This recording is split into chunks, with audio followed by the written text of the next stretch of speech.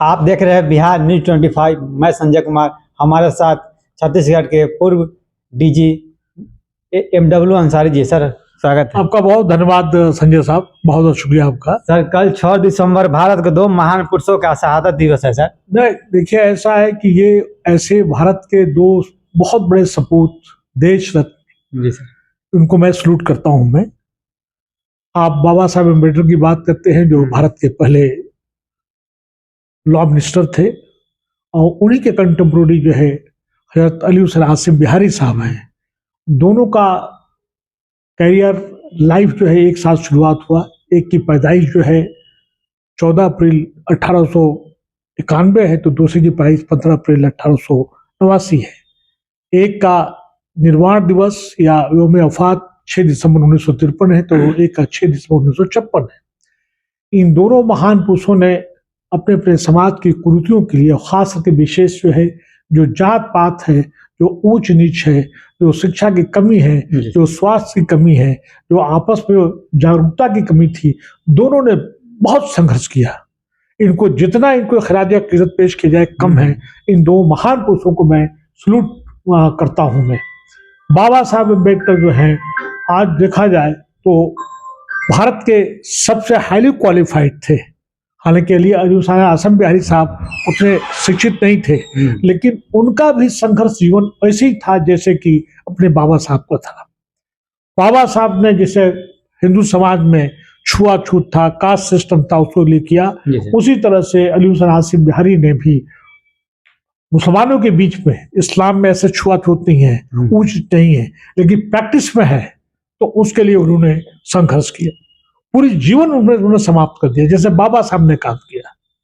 और आज हमको इन 2 महान पुरुषों की जो नारा है, जो स्लोगन है, उन्होंने कहा था कि शिक्षित बनो। शिक्षित के साथ साथ उन्होंने कहा कि आला से आला तालीम, उच्च से उच्च शिक्षा प्राप्त करो। शिक्षा जो है जन सिद्ध अधिकार है, इसको कोई रोक नहीं सकता। अब आज जो है हम दलितों के बीच में, पसमादा के बीच में जाते हैं तो कहते हैं कि भाई एक रोटी कम खाओ, थोड़ा कम पहनो, लेकिन आने वाली नस्लों को जो है आप लोग आला से आला तालीम, उच्च से उच्च शिक्षा दो। और जब शिक्षित बनोगे तो अपना संगठन तैयार करो, यानी संगठित बनो, आपस में यूनिटी पैदा करो। जो तुमसे आगे है वो तुमको रास्ता नहीं देंगे। रवायतों के कहते हैं ना कि रवायतों के सबको तोड़कर आगे बढ़ो, जो तुमसे आगे है तुमको रास्ता नहीं देंगे। तो तुमको रास्ता तभी मिलेगा जब आपका संगठन जो है बहुत मजबूत होगा। और जब संगठन मजबूत होगा तो फिर उसके बाद ये होगा कि आप एक जो है हाई क्वालिटी, उच्च क्वालिटी की अपनी जीवन व्यतीत करेंगे। मतलब जो एक शिक्षित होगा, संगठित होगा, तो उसके समाज में जीने का जो तौर तरीका होगा, तो वो उस हिसाब से करेगा और अपने मौलिक अधिकारों के लिए वो संघर्ष करेगा। आज कहीं न कहीं पूरे भारत की ये बात होने लगी है कि भाई हमारा डेमोक्रेसी जो है, प्रजातंत्र है, जो लोकतंत्र जो है खतरे में है। हमको अपने संविधान को बचाने की जरूरत है। और यही नहीं, आप जैसे पत्रकार साथी हैं, वो कहते हैं कि भाई ईवीएम से चुनाव भी नहीं होना चाहिए। जब भारत जो है संविधान से चलेगा, बाबा साहब ने जो संविधान बनाया है वो सर्वोपरि है, उच्च है, उससे जो है हमारा चलेगा, न कि किसी जात धर्म के अपने पर्सनल जो है कानून से चलेगा। ये उनका कहना है। जी सर, और कल 6 दिसंबर को भारत में क्या क्या हुआ था पहले, सर इससे क्या कहा जाए? देखिए ऐसा है कि आप जो इशारे में बात कर रहे हैं कि 6 दिसंबर को ये बाबरी मस्जिद को जो गिराया गया, विध्वंस हुआ था, देखिए ऐसा है कि ये तो देखा जाए तो वो न्याय ही गलत है, और जो हो गया मैं उसे नहीं कहूंगा। अब ये हिस्ट्री का हिस्सा हो गया, लेकिन वो हिस्ट्री को कभी भुलाया नहीं जा सकता। हिस्ट्री जो है भुलाया नहीं जा सकता, उस पर हमसे बात ना करें तो बेहतर है। हाँ, ये है कि जो कुछ हुआ है तो वो अनफॉर्चुनेट हुआ है, हम इसको कड़े शब्दों में निंदा करते हैं।